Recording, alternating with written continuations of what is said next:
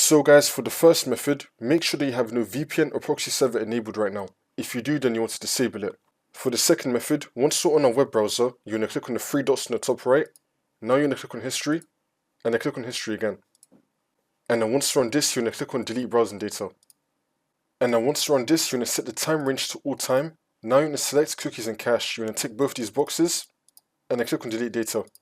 This should now fix your problem. If that's still not working, then for the next method, you're going to head over to search and type in view network connections. Click on it. And then once you're on this, you're going to find your network adapter. You're going to double click on it. And then click on properties. And then click on Internet Protocol version 4. Now once you're on this, make sure that you have obtain an IP address automatically selected. Now you're going to select use the following DNS server address.